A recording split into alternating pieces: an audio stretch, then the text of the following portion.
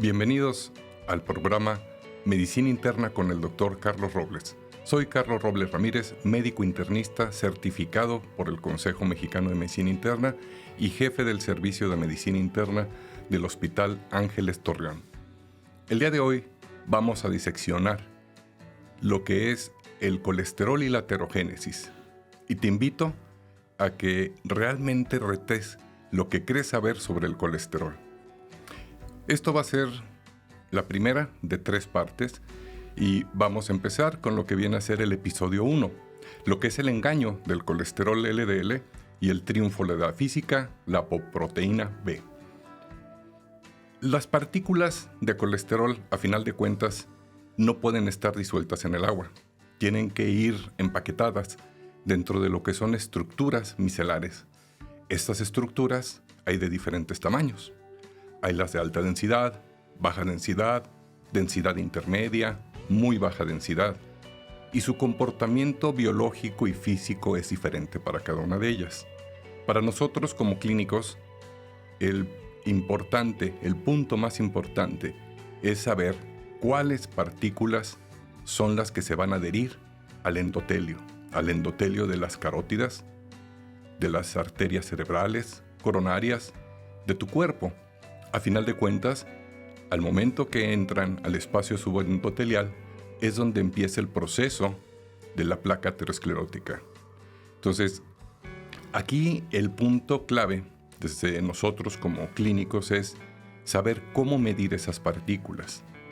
Las partículas, las de alta densidad, HDL, esas no son problema porque al contrario, tienen la capacidad de ir captando el colesterol circulante y poderlo eliminar.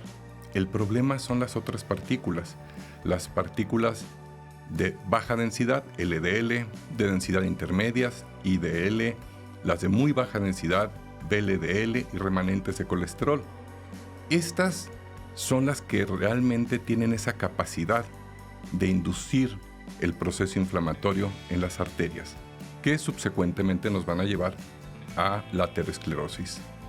La medición de estas partículas tradicionalmente se hace en el laboratorio y el laboratorio tradicionalmente no tiene la capacidad de poder medir lo que es el colesterol LDL en forma directa. Muy pocos sí lo llegan a hacer. La mayoría se basa en una fórmula y se hace una estimación indirecta de ellas. El problema aquí radica y el corazón de todo este problema es que la medición o el cálculo, para decirlo en forma correcta, de colesterol LDL meramente refleja lo que es la carga de colesterol. Esa carga de colesterol en realidad no es la que hace daño. Lo que hace daño es una partícula que va dentro de la molécula que se llama apolipoproteína B. Esa es la que tiene esa capacidad de entrar al endotelio, al espacio subendotelial. Para hacerlo más fácil en esta analogía, es como una autopista donde van camiones. Realmente un camión grande con una carga muy pesada de colesterol no te va a dañar tanto. A diferencia que si tienes muchos camiones, tengas 70, 80 camiones pequeños con menor carga de colesterol, pero el problema es el conductor, es el motor. La polipoproteína B viene a ser el motor, el conductor de esas partículas que llevan colesterol y que tienen esa especial afinidad por el endotelio vascular. Y en cambio, la medición del colesterol total no te refleja el problema, la magnitud, el riesgo cardiovascular que podemos observar. Entonces, la partícula micelar, que es una membrana de fosfolípidos, cada una de las que corresponden a colesterol LDL, de colesterol IDL, VLDL, tienen una sola partícula de apolipoproteína B100. La apolipoproteína B100 es producida por el hígado. La apolipoproteína B48, esa la fabrica el intestino. Entonces, el punto aquí clave es cómo podemos nosotros medir el colesterol LDL, que sí nos va a dar ese problema. Aquí nos vamos a remontar históricamente a la fórmula de Friedwald. La fórmula de Friedwald básicamente es colesterol total, le vas a restar el colesterol HDL, le vas a restar la división de la cifra de triglicéridos entre 5. Y tienes ese cálculo. El pequeño problema es que no siempre vas a tener un plasma que esté, en una cantidad moderadamente de triglicéridos, o te puedo mostrar. Esto es cuando tienes colesterol, pero tienes triglicéridos menores a 150. Vean la diferencia. ¿Y qué pasa si el paciente tiene una cifra de triglicéridos que es mayor de 500? Este plasma está totalmente turbio. Esto interfiere con la medición de lo que es otras partículas de colesterol. Esto interfiere con el cálculo de la fórmula de Friedwald. Y esto nos va a dar un margen de error. Y el margen de error lo vamos a tener a partir de cifras de triglicéridos de 200. De ahí en adelante ya no es confiable. Pero como nos reporta el laboratorio, damos por hecho que es un valor medido. No se les olvide, rara vez es un valor medido, a menos de que tú lo solicites específicamente, y no todos los laboratorios van a tener esa capacidad. Y date una idea, estás tomando una decisión que va a afectar la calidad de vida o la vida per se de esa persona, dejándote llevar por un valor equivocado. Entonces, este es el punto crítico donde podemos darnos cuenta que hace muchos años se sabe que los niveles de colesterol LDL calculados no cuadran cuando los niveles de triglicéridos son de 200 o más. Hay un total divorcio en cuanto es este valor. Ahora, todavía para agregar mayor complejidad, aunque tengas un valor de colesterol LDL de baja densidad, no todas están creadas igualmente. Tienes partículas de colesterol LDL pequeñas y grandes. Lo que viene a ser una partícula de colesterol LDL pequeña te va a dar mayor riesgo de enfermedad cardiovascular, a diferencia de la de colesterol LDL grande o patrón A. Ese es el que no te da tanto problema. Entonces, si te sirve como mnemotecnia, el colesterol LDL patrón B, que es grande, es B de bad, es malo. Ese es el que te va a generar la placa aterosclerótica en tu organismo. Ahora, la polipoproteína B, la B100, que es de la que hemos estado comentando, es una partícula muy interesante porque, como les digo, solamente es una ApoB por cada una de estas partículas, sea colesterol LDL, intermedio IDL o de muy baja densidad VLDL. Pero con esa sola, ese conductor, ese motor, es lo que te va a generar el problema. A ti, si no te lo cuidas, y a tu paciente no se diga. Ahora, la polipoproteína B tiene su contrapeso, la ApoA. Entonces, aquí tenemos que entender que va a haber un balance entre lo que son los niveles de apolipoproteína B y apolipoproteína A. Si predomina la apolipoproteína B, esta balanza se va a inclinar hacia lo que es el proceso de aterosclerosis.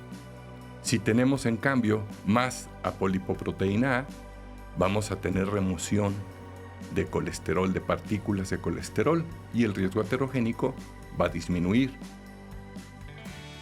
El problema es que estas no son frecuentemente pedidas, incluso ni siquiera son frecuentemente disponibles por muchos de los laboratorios clínicos. Entonces, pero es importante tenerlo en cuenta para valorar el real riesgo cardiovascular de tu paciente. Ahora, para hacerlo esto un poquito más, pues no complejo, pero en realidad así son las cosas, para hacerlo más apegado a la realidad, la molécula, la partícula de colesterol, esa capa de fosfolípidos, y que tienen una apolipoproteína B, todavía puede ser peor. Podemos ver en esta gráfica cómo, a manera esquemática, existe una balanza, un equilibrio entre lo que viene a ser la cantidad de apolipoproteína B y la apolipoproteína A. Si predomina la ApoB, la ApoB va a tener esa tendencia natural física de penetrar el endotelio y acumularse en el espacio subendotelial, acelerando el proceso de la aterosclerosis. En cambio, en patrones, en fenotipos lipídicos donde predomina la polipoproteína A, ese contrabalance favorece lo que es la eliminación del colesterol a nivel arterial. No se va a depositar. Entonces, este balance es un cociente que se llama ApoB-ApoA y nos va a dar el equilibrio, va a denotar ese balance entre el colesterol que pudiera estarse depositando en la pared arterial y la que es removida. Ahora, el hígado pues, se encarga de producir muchas de estas partículas lipídicas, estas membranas que son de fosfolípidos, estas proteínas, y tenemos lo que son los triglicéridos, lo que es el colesterol IDL, lo que es apolipoproteína B, lo que viene a ser el LDL. Y también esto define mucho la parte de qué niveles vas a tener de colesterol o qué niveles va a tener tu paciente, porque hay patrones que sí, definitivamente van a ser manifestación de tus hábitos buenos o malos de alimentación y tus hábitos buenos o malos de ejercicio. Pero vas a encontrar pacientes que independientemente de ello, su genética son definidos antes de nacer para tener patrones que van a favorecer la aterosclerosis.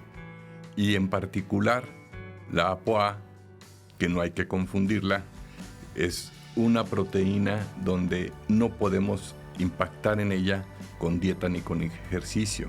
La lipoproteína A va a favorecer lo que es la aterosclerosis en forma prematura. Son personas que tienen eventos cardiovasculares antes de los 60 años de edad.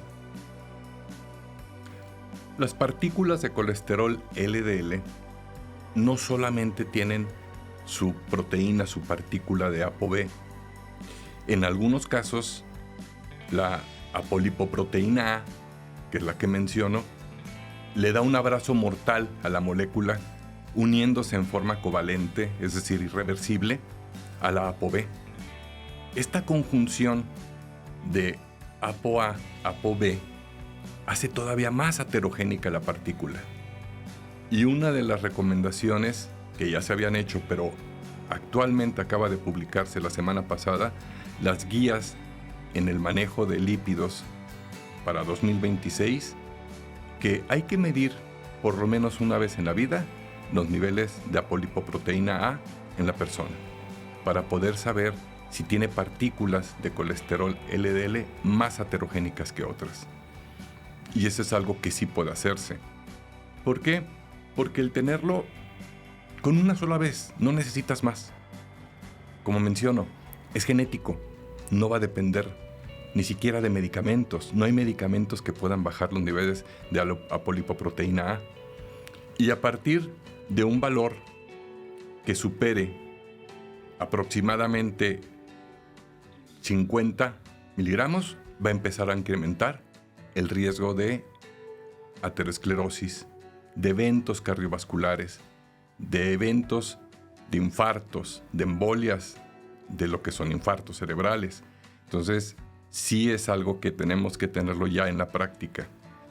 Ahora, lo que es el colesterol LDL con su apolipoproteína B, y si es que tiene apolipoproteína A, no se diga más, podemos ver cómo tiene esa mayor afinidad y esa capacidad de poder introducirse abajo del endotelio, al espacio subendotelial, y estando ahí empieza a inducir un proceso inflamatorio, una inflamación de bajo grado, que incluso la podemos medir en la clínica a través de examen de laboratorio como la proteína C reactiva ultrasensible. Tiene sus asegúnes, ahorita no voy a entrar en detalle, pero sí hay forma de saber si hay un proceso inflamatorio de bajo grado. Entonces, ese proceso va a liberar citoquinas, interleucinas, y va a atraer a macrófagos. Bueno, primeramente monocitos que se van a diferenciar en macrófagos y estos van a empezar a fagocitar esas partículas ricas en colesterol. ¿Y qué es lo que va a ocurrir? Va a estarse produciendo la primera lesión, la lesión precursora de la aterosclerosis, que es la línea grasa. Y esta, hace muchos años, en estudios de autopsia en niños, en adolescentes, se lograron detectar. Es decir, es un proceso que no olviden, empieza en ocasiones en la infancia y muchas veces desde la adolescencia. Y este proceso va a irse acompañando a través de los años. Y es otro concepto que es importante. Así como tú le haces el cálculo a tu paciente fumador de paquetes año, también hay el concepto de lo que viene a ser el colesterol año o carga de colesterol por año. ¿Cuántos años, cuántas décadas ha estado ese organismo, esas estructuras vasculares expuestas a la carga de colesterol? Y muchas veces no requieres mucho colesterol. Cuando el colesterol LDL y su partícula de apolipoproteína B va en el torrente sanguíneo, va a entrar a lo que es el espacio subendotelial. Y no se diga si viene acompañada la ApoB de ese abrazo mortal de la ApoA. Al momento que empieza a entrar al espacio subendotelial, empieza a provocar una respuesta inflamatoria. Y esa respuesta inflamatoria es la señal para que los monocitos que van también en la circulación detecten que hay un proceso que tienen que atender. Y entonces también entran al espacio subendotelial. En ese momento el monocito se va a diferenciar en macrófago tipo 1 y macrófago tipo 2. Y empiezan a liberar interleucinas y citoquinas que amplifican el proceso inflamatorio. Ese proceso inflamatorio subendotelial de inicio viene a ser la línea grasa. ¿Por qué? Porque esos macrófagos fagocitan las partículas de colesterol y esas partículas en su interior dan aspecto como si fueran células jabonosas, como con gotitas de jabón. Eso se ve al microscopio.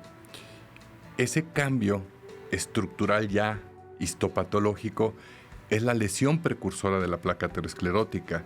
Este tipo de lesiones hace muchos años se logró demostrar en autopsias de niños y de adolescentes que tenían ya ese tipo de predisposición a lo que es el desarrollar la aterosclerosis. La línea grasa es la primera lesión anatómica que se puede observar, que se puede medir. Y continuando a través del tiempo, esa inflamación, esos macrófagos empiezan a aumentar, a estructurar una placa. Por lo tanto, así como cuando tú haces el cálculo de paquetes años en los pacientes con tabaquismo, en los pacientes fumadores, también actualmente se maneja el concepto de carga de colesterol por años de vida. A mayor tiempo, tienen mayor riesgo de desarrollar una placa y que esta placa eventualmente va a dar lugar al infarto o a la embolia.